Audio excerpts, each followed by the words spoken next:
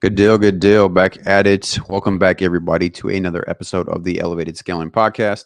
I'm your co host, Kaleb Rosenberg, joined by Owen Granger. Our third co host is still with a little bit of jet lag, so he'll probably join us next week. I know we've been saying that for the last couple of weeks here, but like I said, he's been traveling, so obviously that's a little bit hard to do with the pods. So if you guys are new here, Elevated Scaling, pretty much the gist of what we got going on over here. We help service-based business owners really take advantage of some key tactics and strategies when it comes to not only scaling your personal life, but scaling your business operations as a whole. Talking about some of the things that are a little bit ugly or not as, shiny in that case. So we really just shed a lot of light on these aspects and these different tips that we've come to learn over time and things that we find not only through ourselves but through our clients and through just connecting with others in the industries, whether it's a tree company or it's a lawn care company, concrete, excavation, you name it. We're talking to everybody. So just trying to really bring these strategies and some of these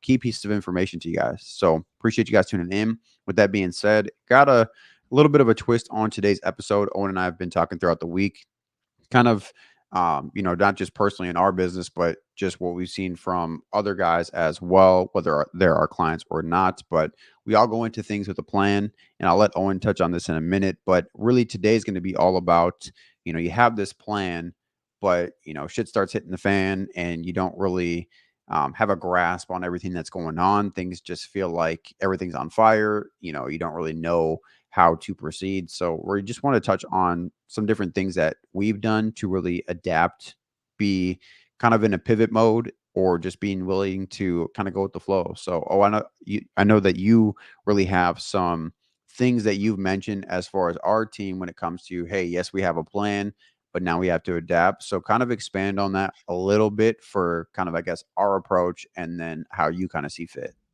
Yeah, I mean it's a big topic, right? What do you do when problems arise?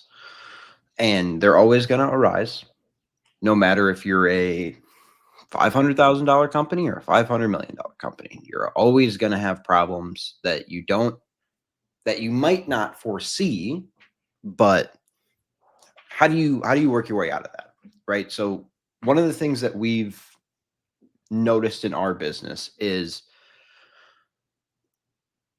dialing out a plan, kind of like we talked about last week, is awesome. But one thing that has to be a key aspect of that plan, and I only kind of touched on it a bit, but you have to think of just about every possible outcome Yep. along the way. It's I kind of had a shift in mindset on this um, when I heard this kind of story or quote. It's talking about Napoleon, you know, the great French general, and he was known for preparing for every single possible scenario that he could face on a battlefield before the battle started. Once he was in the battle, he was reacting to the situation in front of him and not dying with his plan. That's something that we see with a lot of small businesses. It's a huge step in and of itself to be like, okay, I'm gonna invest thousands of dollars every month, tens of thousands of dollars, ultimately every single month into growing this, whether it's 2x, 3x, 5x, 10x, whatever you're doing right now. Yep. And they think just because they started with this idea, they have to continue on the path, even though it's not working out. So, some things that we've been doing recently that we laid out a plan for haven't been working great. And we realized, okay, take a step back. Let's be logical about this and think, what's the best use of our time and how can we solve these current problems while also making money? Yep. Because you can't just drop everything and try to fix a problem, because we all still have work to fulfill on, but the problems don't care about that, Yep. right? So I think the first thing that you have to accept is, no matter how much prep you put into your plan, something's going to come up that maybe you didn't think about, or it's going to come up in a different way, and you're going to have to react. You're not going to have the time to sit back and think and come up with another plan. Yeah. You have to make a decision pretty quickly. And that, that's just something that, people stick by failing tactics just because they tied themselves to these tactics. They've tied their ego to this working. And, that's a killer. It really, really is. Yeah. It's a pretty make or break moment, some of these problems, because as you're trying to grow revenue, problems become larger. And just because it's a good idea before you start doing it, maybe it wasn't executed well. Maybe it didn't fit the situation perfectly.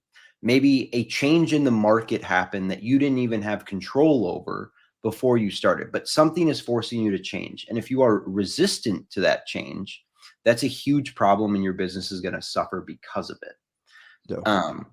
And it's problems can be scary, at times too, right? It's, whether it's someone stiffs you and won't pay, or maybe someone that you hired leaves or screws something up, or whatever the case may be. It's not a fun situation to be in, but expecting that to happen,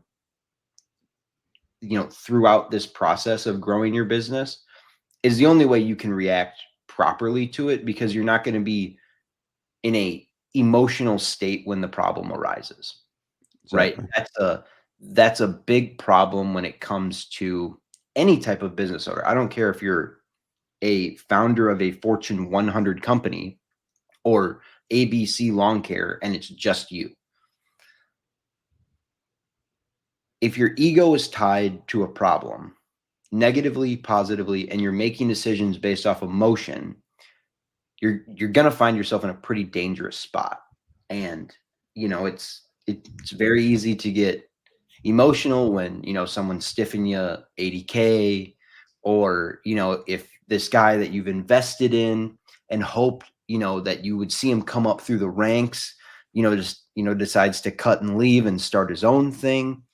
There's so many problems that can arise, and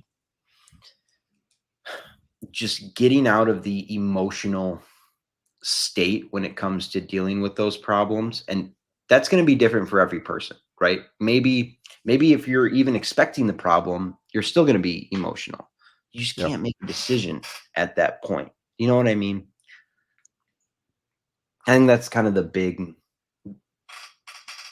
one of the big hurdles that people have to Oh make. yeah. And you know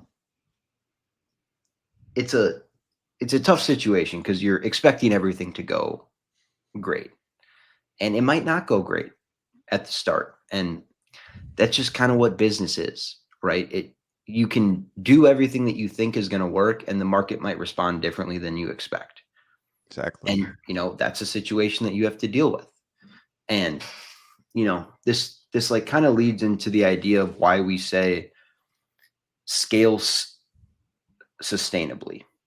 Because if you're doing this as fast as you possibly can, these problems, instead of just being headaches and things you have to deal with, are things that either stop your growth entirely, push you backwards, or take you out of business.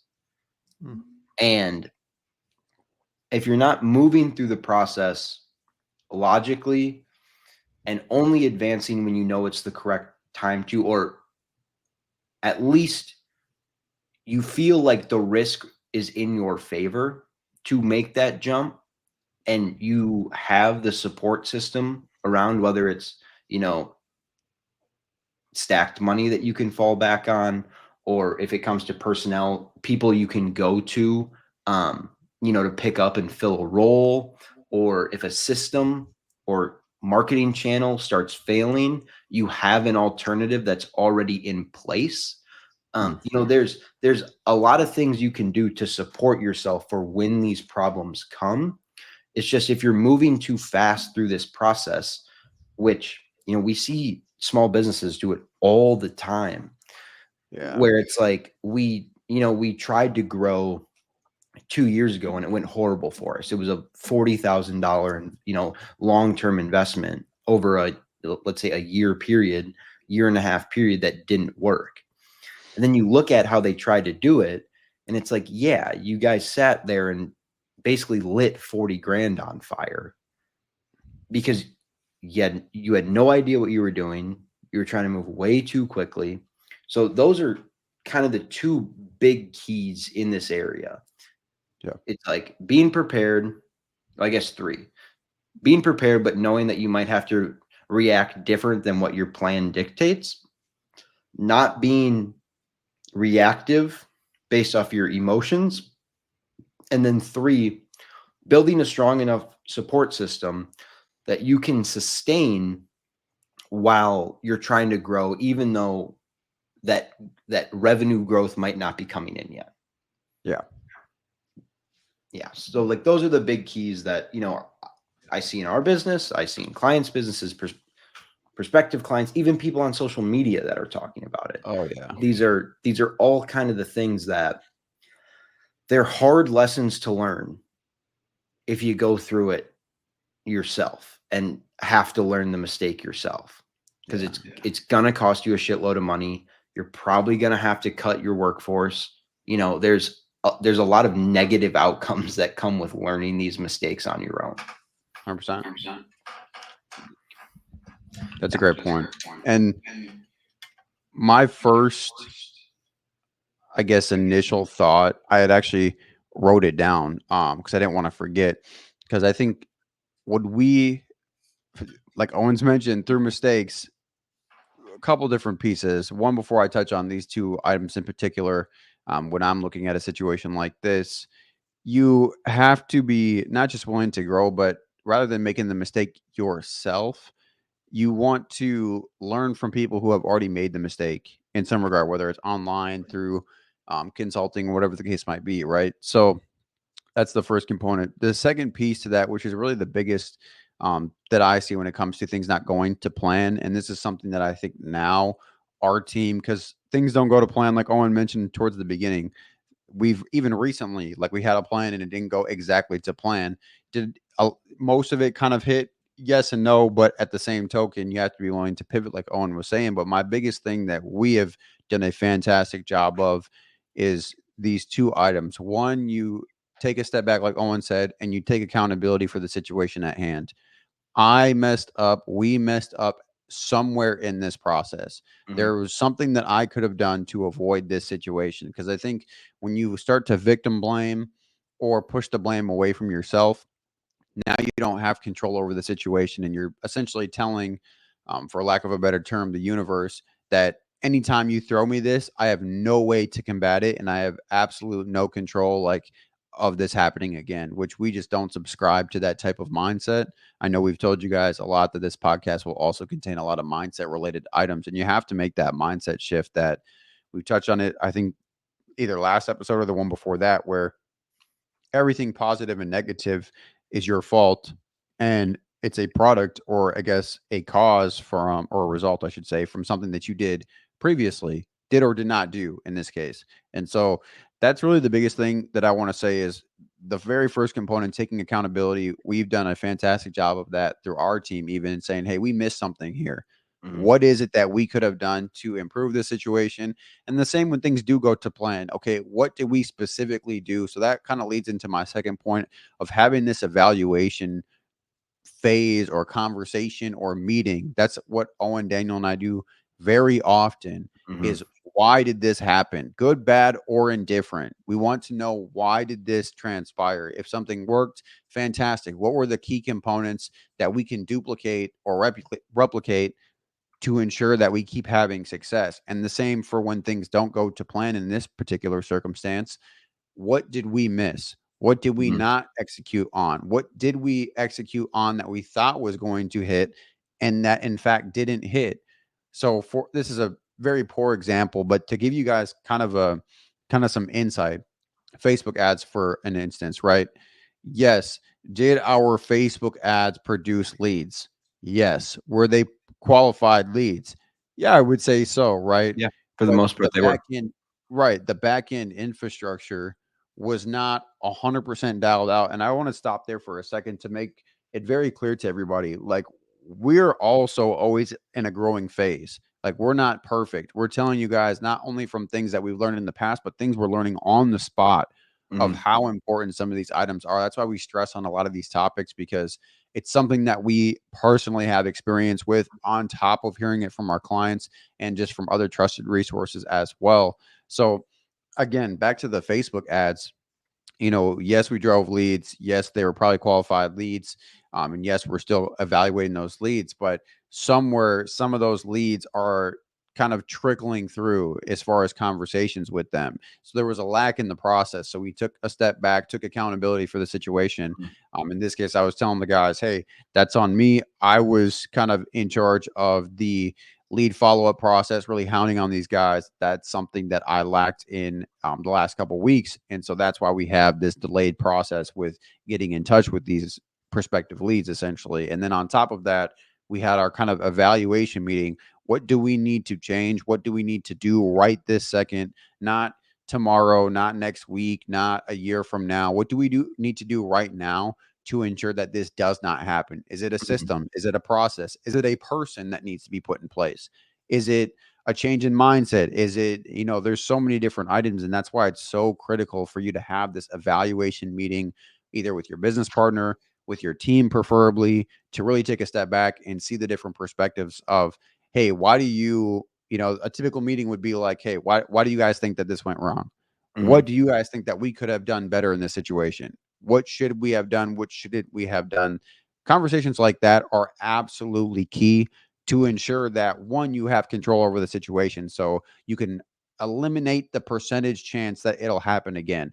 Obviously, some are 1 in a million. Sometimes it's something that happens once in a blue moon, but still, you want to have as much control as possible versus just giving it a 50-50 chance. Like, if you can Yeah. get from a 50-50 chance to, hey, if we dial out these items, we change this up a little bit, we go about it this way, we put this person in place.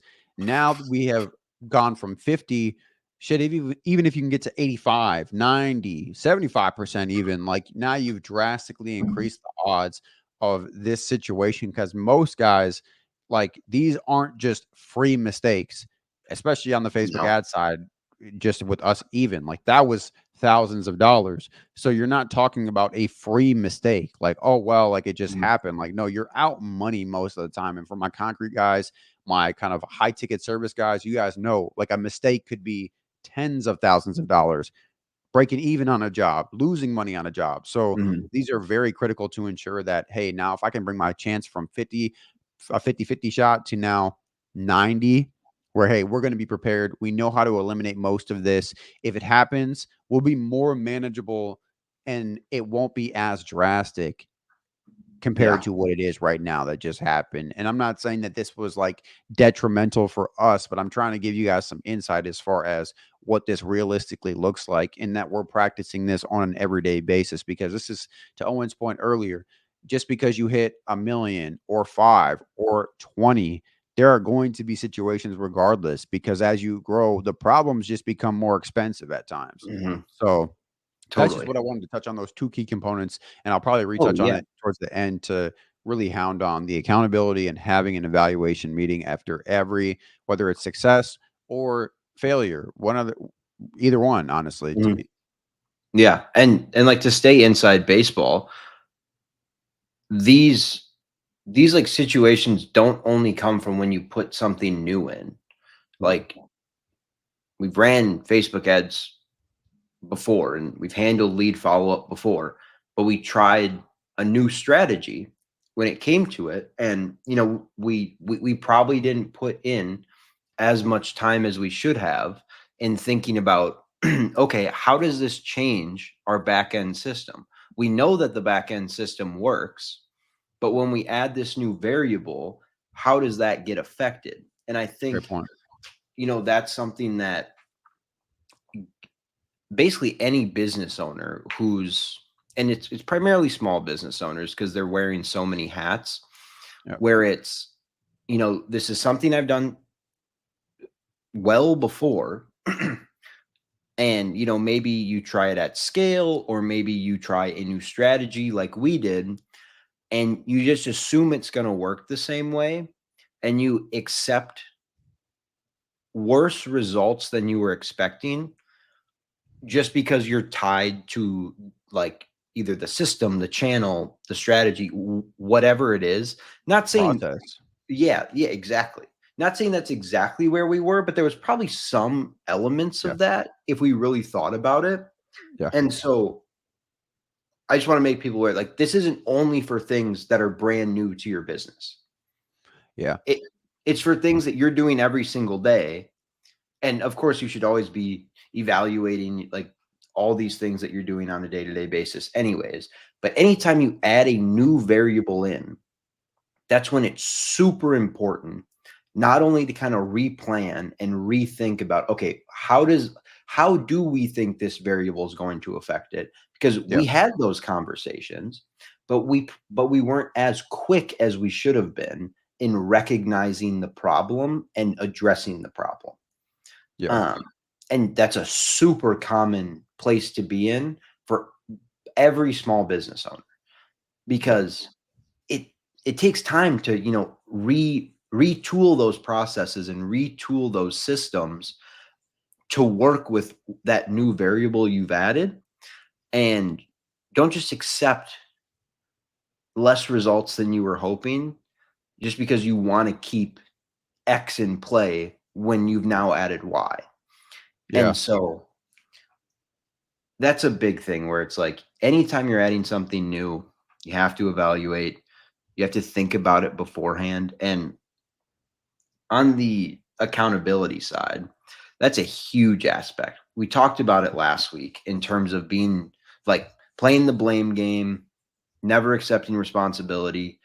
If you're doing that as a leader, it pisses your team off. I'm just going to be very upfront about it. I've worked for bosses that have never accepted responsibility, even though it was their problem. And that's a huge issue on the team. But I've also had someone, if you looked at them on paper, not a good manager at all. Bad, like, bad team, just just a bad leader. I don't want to get into it because Yeah. Valid. there's some, like, following there, um but she always took responsibility with the higher ups Mm. for our team. Even when the mistake was clearly on the employees, she would always go to bat for us and always take responsibility for the mistakes. And she had no day-to-day impact. She was just a middle Yeah. manager overseeing a team. She wasn't doing any of the day-to-day work. So even though if you looked at her on a day-to-day basis, you'd be like, this is a D level manager Yeah. at best.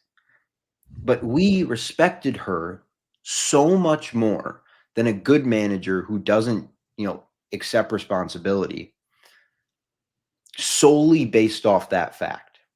Oh yeah. And I think it sucks when you have to accept someone else's mistakes as your own. It does. But you also have to be logical about it. And I know you said something about this last week where it's like, even if it's, the guy you subcontracted to or someone you just hired, and, you weren't even on the site when the mistake happened, it's your brand. Your logo's flying at the job site, right? Like, that's all that matters. Yeah. So if you're the big head honcho that you think you are, that's the negative side of it.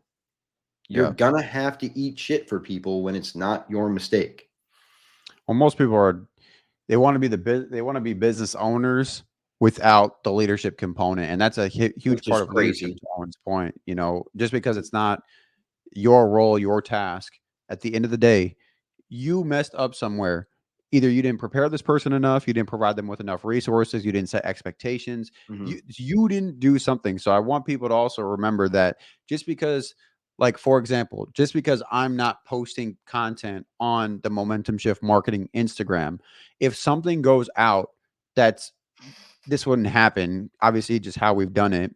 Mm, But if something goes out very vulgar, very offensive, that is my fault at the end of the day because I didn't set the proper expectations with my team saying, hey, this is the boundary. You cannot go past this line. There's an example, a mm, explicit example of we will not post things like related to these topics or things that yeah. resemble this. Mm, So you have to understand that just because it's not your direct task, everything comes from you and the processes, the expectations that you set in place from the jump, regardless of who's doing the actual physical task of it. I mean, perfect example. So here at MSM, social media and content creation obviously falls under marketing. I am the director of marketing and analytics, and we had a post go out with a typo. Not a huge deal, right? In the grand scheme of things, it's not like we have hundreds of thousands of followers Yeah. where that was going to be a problem. But that's my mistake. Yeah. A post went out with a typo, like that's on me, even though I didn't create any of the content. So getting to that point where you can accept responsibility for anything that happens, um, and there's also a relatively fine line with that too, where just because you're accepting responsibility outwardly does not mean you don't have a conversation with someone when a mistake Yeah. happens, because that's what leadership is at its heart. Whether it's with a client, you're accepting responsibility in front of the entire team, you're accepting Yeah. responsibility. That's awesome because you're wearing that. You're not calling someone out. You're not making someone feel bad for a mistake, because of course mistakes happen. But whether it's a typo on an Instagram post or, someone, crazy example, but someone's drinking on the job site, Yeah. right? Even though you're accepting responsibility for your crew and your team members, that by no way means you don't have a conversation to make sure the mistake doesn't happen again. But that's a private conversation, of course.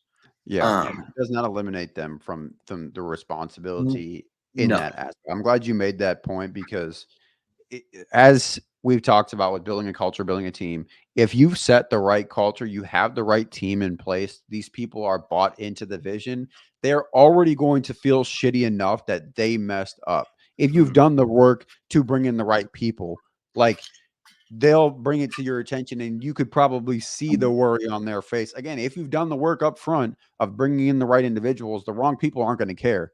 But the right people, because they see the vision, because they believe in the products or the services and the team, and they, just believe in the company as a whole, they're already going to feel bad. So to Owen's point, yes, telling them, "Hey, Mary, like I should have. I know we had this thing go wrong. We poured the wrong concrete or whatever the case might be. That's a terrible mm, example.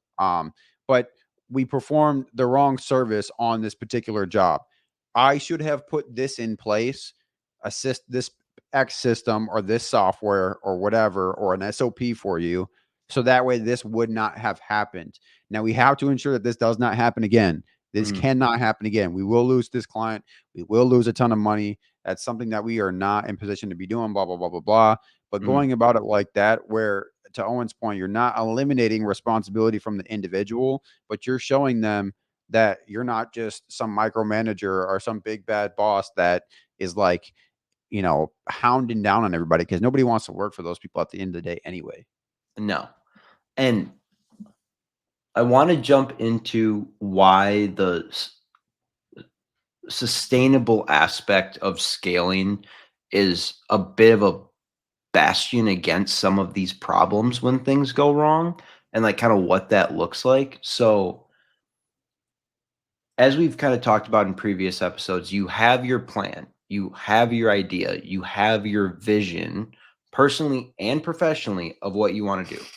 Yep. You're like, okay, whether you hire a growth consultant like we are, or you buy a course from someone that's done it before, you have a vehicle that you're going to use to grow this business. Yep. Whether it's the very kind of easy example of you know, don't hire 15 new crew members off the bat. Like that's a very, very basic example of don't put the horse in front of the cart, right? Where it's like, whether it's when it comes to marketing, don't go from $0 spent to a $15,000 monthly ad budget because Yeah. you don't know what you're doing. And Yeah. unless you're with a growth consultant agency that has a proven track record Yeah. of being able to grow that quickly, especially if you're doing it by yourself, making these super large jumps, Yeah. we completely understand why it's so attractive. We do. We get it. Whether that's buying the new work truck or, buying this piece of equipment that, it's a pretty hefty note that you're carrying now. And, if something goes wrong and you don't get the business you think, now that note is breathing down your neck on Yeah. your monthly payments. Because all of us as business owners are risk takers inherently. Like that's just what it is.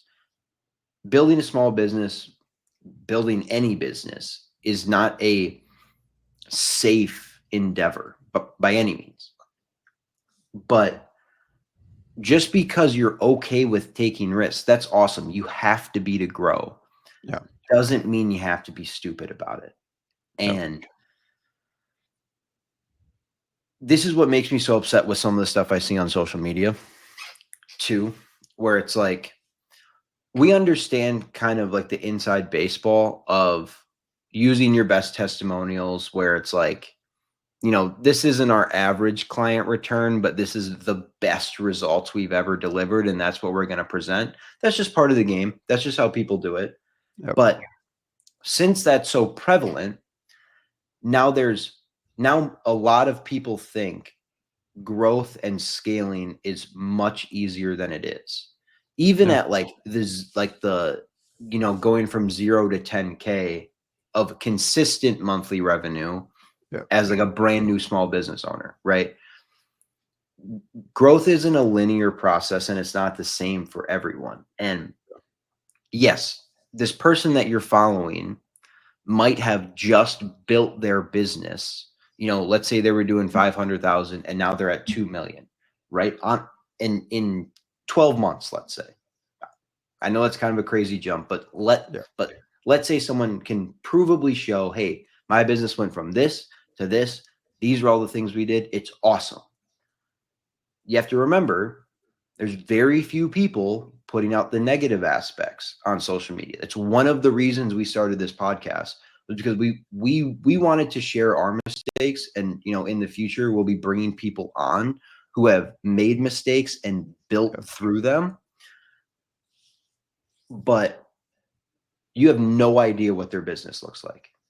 Yeah. You have no idea if in 3 months this is all going to crumble because it's a paper house.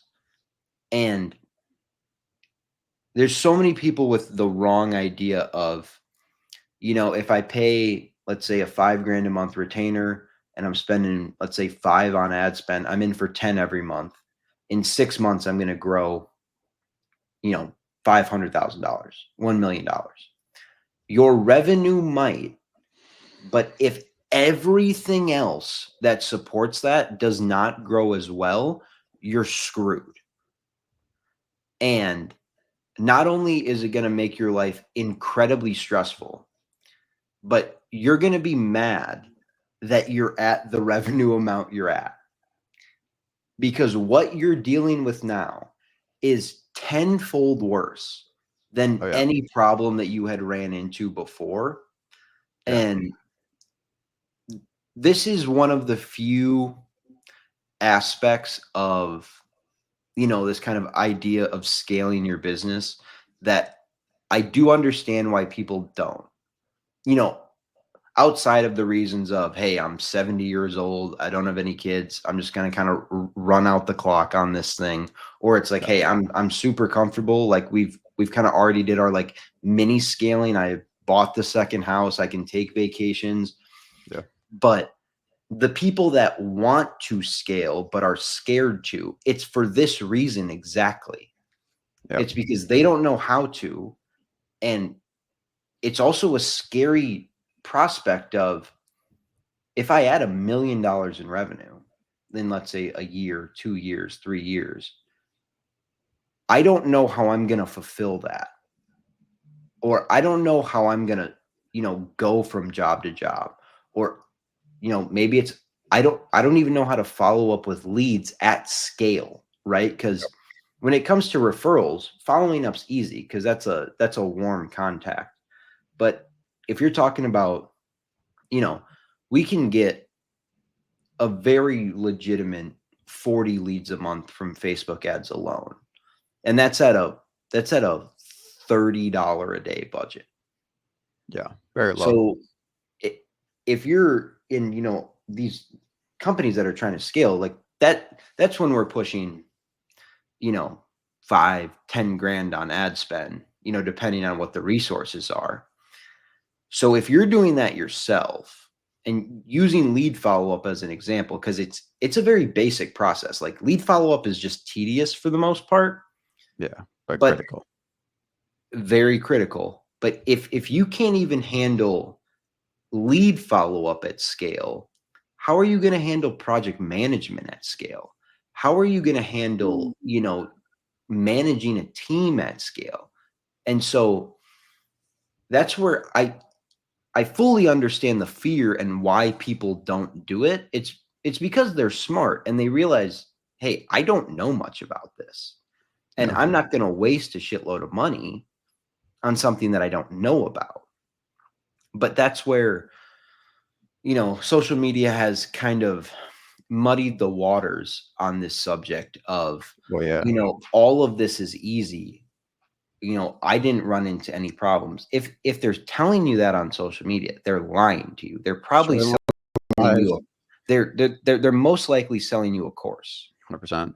And one of the I've been finding more guys recently that are telling their stories of there was this one guy, Caleb and I were talking about him earlier. We're going to try to get him on the pod. He's like, I had hundreds of thousands of dollars out that I was getting screwed out of, and I never got it. And I had to pull money from places I never wanted to pull money from. I had to, tighten up my crew.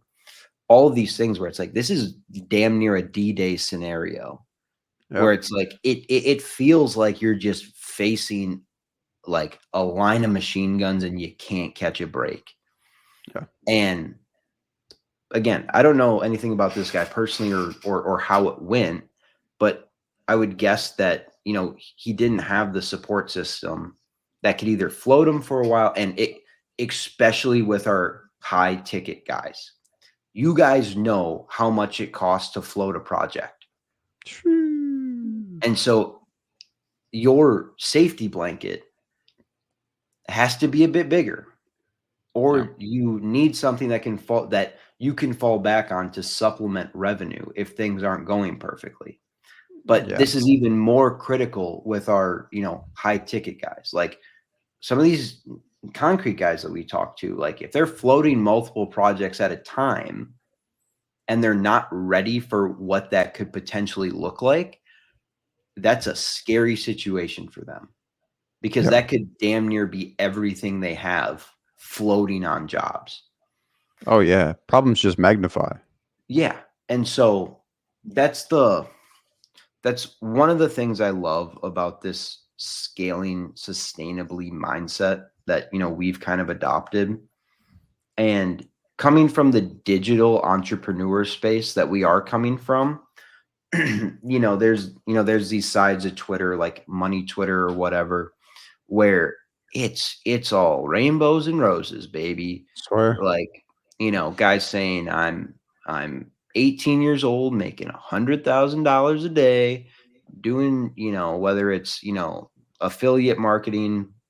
If they're doing that, they're doing something, at minimum against terms of service. Oh, yeah.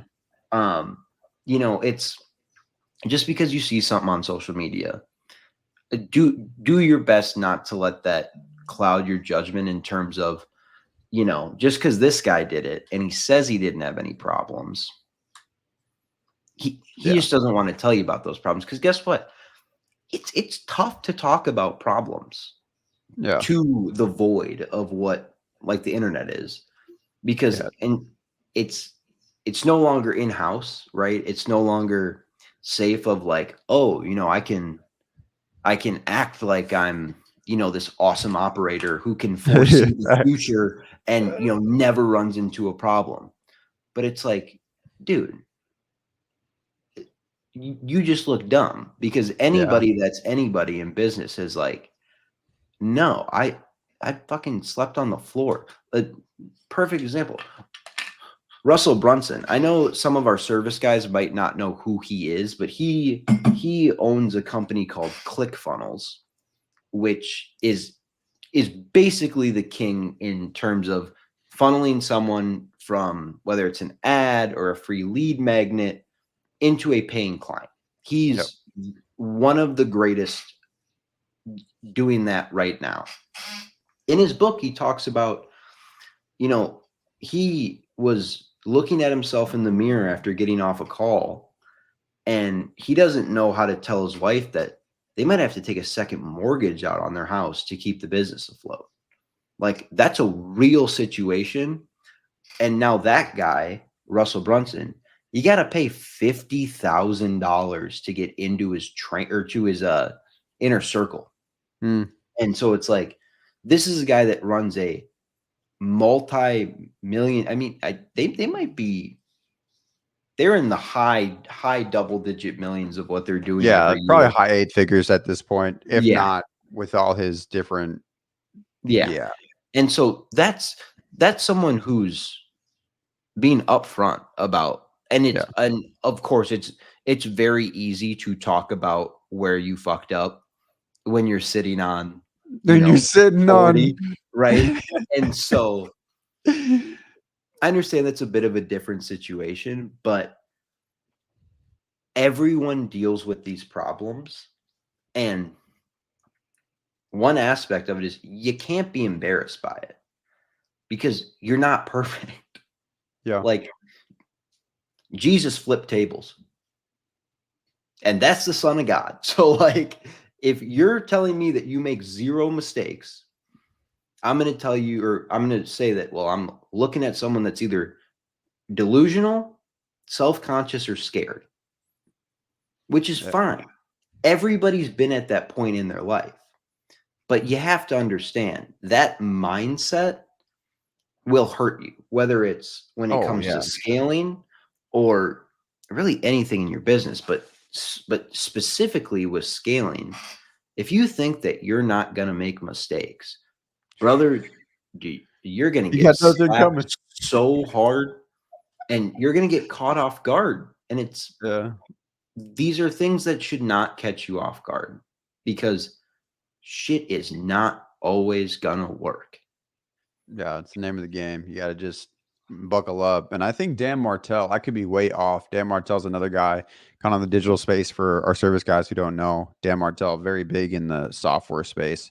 If I remember correctly, he had a very similar circumstance where I think his ex-wife actually left him and was like, I just can't do this anymore.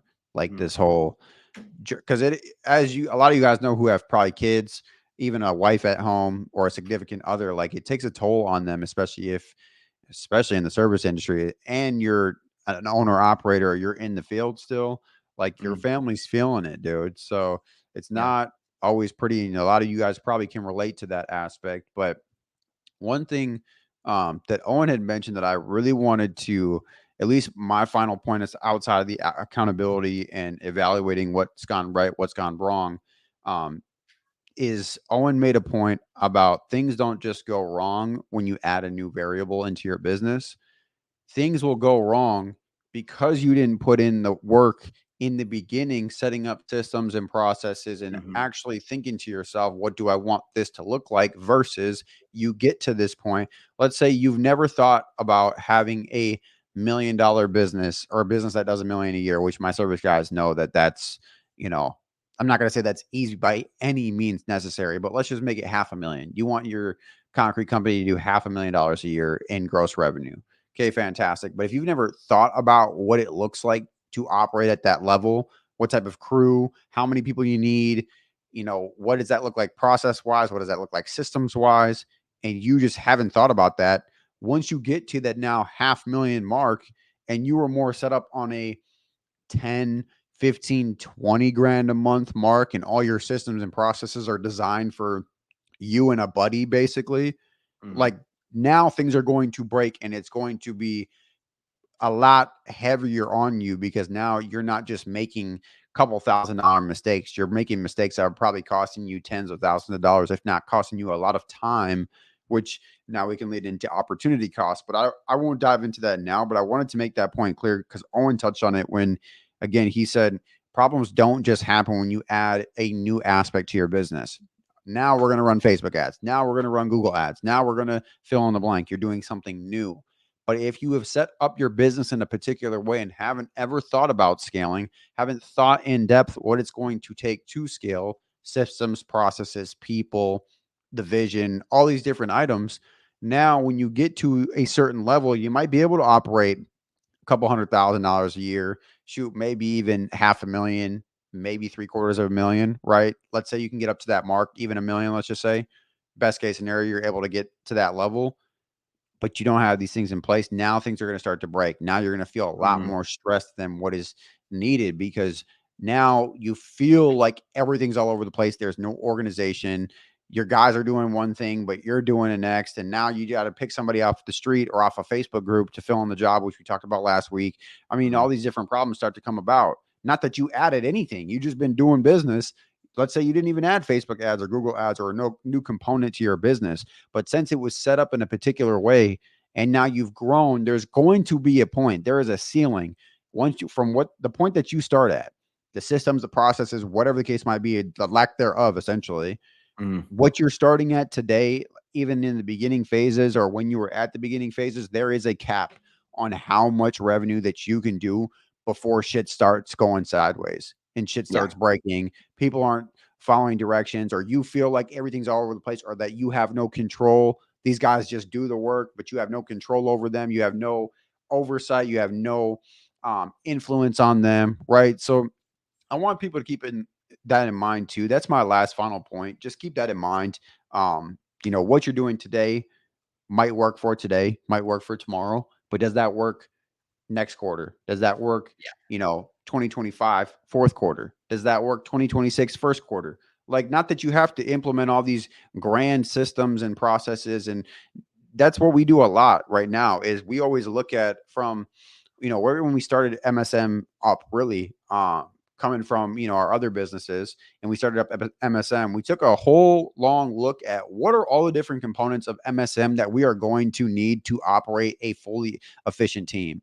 Okay, it's Mhm. this software, it's this one, it's this one, it's this one. We're going to need this, we're going to need this many team members, we're probably going to need this many departments, we're going to need different pods. We're thinking about that in the beginning stages before we've even attempted to sign a client. Not that we're going to implement 12 softwares on day one, but as time starts to go on and we're adding more revenue to the business, okay, let's pick up this software. Okay, let's pick up this software. Okay, let's add 2 team members here. Let's add 3 team members here. Let's open up this aspect of the business because we're Mhm. operating on a vision and we actually thought about, hey, to be able to do this effectively, let's just say, $200,000, $300,000 a month to be multi seven figures. These are the things that are all going to have to be in place. We know that Mhm. for a fact. Will there probably be some other items that come along? Of course, that's what we talked about when it comes to adapting. But at the end of the day, we already know and we're somewhat planning for not exact dates like November 3rd. We are adding this software. Yeah. It's hey, here's a list of all the things that we think from right as it looks now, and we continue to add to that. We have a specific channel in our Slack group, which is what we use for communication through our whole team. Since we're all over, we have a specific channel called tools and softwares, and everyone will just throw in a different software that you come about. Like, I think I found one a couple days back, I threw it in that channel. So that way, when we get to a certain point where something feels like it can be optimized a little bit better, we can get a little bit more efficiency. Now we can go back to our list and say, is there something on this list that we already have thought about that we Mhm. can plug in, or we can start to plan for? Hey, we're doing real well right now. next month or in the next 2 weeks. We've done that a lot, even with Flowster, our SOP kind of software, where we write down all of our SOPs. We had conversations probably a month to 2 months prior to even actually purchasing Flowster again, where, hey, we should probably add Flowster at this point when we get to this mark. And then 2 weeks leading up, hey, I think we should really look into adding Flowster. Hey, let's add Flowster. Right. So Mm. you're operating on some form of a plan. It's not an exact precise plan, but getting that laid out really makes a lot of this, I wouldn't say evaporate, but it really eliminates a lot of the problems that you're going to have. Because, like I mentioned earlier, what works today most likely and may not, depending on what it is, work next year, the year after, Yeah. 5 years down the line. It's the Now, I'm not going to say as a generalized statement, but most businesses, when they're trying to scale, don't fail because they can't fulfill the work. Yeah. Of course, there are some businesses where they sign on for 3 jobs at the exact same time and they only have crew for 1.5. So, That's a big mistake, but most people don't do that. Most of the time, the failure points and the pieces in your boat that are now leaking water come from your systems and processes. yeah. It might not be a direct problem with your systems and processes, but the actual problem affecting your business could be solved by fixing what your back end systems look like. And a lot of guys are like, yeah, man, whatever. Like, we've heard this before. But if you don't think it's important and you think that you can just operate the same way at let's say like 13 grand to 15 grand a month and 50, I I don't know how you can be helped with that Yep. mindset, because your life is going to suffer greatly. Your team members and employees' lives will suffer greatly. The security of the business itself suffers. And yeah, like, these are kind of like worst case scenarios, but these are the problems we've seen. Yeah. It's like, if you don't, so for example, if you don't put in automated lead follow up, or at least automate as much lead follow up as you can when you start running Facebook ads, and then you're 6 months into running them, you have an ad that's an absolute heater, and you're putting, let's say, $350 daily budget or $500 daily budget, whatever it is, something crazy, where it's okay. So now you have all this business, potential business, and it's dying on the vine. So not only is that negative revenue, but whether it's a free quote or whatever it is that got them in, you have all these people that are now pissed because they didn't get it. You didn't, like, it was 3 days in between, conversations, right? Yep. It's a very small example, but if you want to go big, like, what does your project management look like at $50,000 a month? Are you still sitting down and kind of dialing it all out yourself? Because if so, there's a good chance there's a disconnect from what you plan and draw up to how it's actually, completed on the job site. So it's like, there's these steps that you do need to take, because if you don't take them, you're just going to regress back to where you were before. And that's best case scenario, by the way. There's no best case scenario where you don't do any of these things, Yep. and in 2 years you're exactly where you want to be. Yep. It's just it just doesn't work like that, because your business can't survive like that. Maybe it can for a month, 2, 3, 4, but if you're not actively figuring out, okay, so I'm working 13 hours a day right now because I'm still overseeing job sites, I'm still handling lead management, I'm still trying to hire on a new crew, I'm still dealing with insurance stuff, I'm still trying to get certified in this, all of these things. Either you're going to be working your absolute nuts off and burning yourself out to the point you can't handle anything anymore, Yeah. or your business is just going to go backwards because it's not built to handle the growth that you've implemented. And this may be shitty to say to people who have already tried to grow themselves. Adding revenue is nowhere near the hardest part of this. Yep. Not even close. Not even at the top of the list. It's relatively easy to add revenue, especially if you have a budget to throw at it. Yeah. The hardest parts of it are getting into the nitty-gritty of, okay, at this exact step in the process, it seems we have a failure point. How do we address the failure point? Is there anything we can do before? Is there anything that we can push till after? Like these can be long conversations, but it's better to spend your time having these long conversations to critically think and solve a problem versus spending that same amount of time fighting the fires, trying to handle everything. So, yes, when it comes to short-term thinking, it may seem like a better idea to just stay where you're at. Yep. But if you can step back and be like, okay, there's a good chance that we're going to have to address problem. Not, I shouldn't even say a good chance. We will have to address problems down the line. Would I rather spend my time fixing, the boat, right? Making sure it can sail, or would I rather spend my time bailing water out of the side, hoping that the holes patch themselves? And if you start thinking about things like that, your growth is going to be much easier, Yeah. and it's going to be a lot less stressful, and problems they won't fix themselves.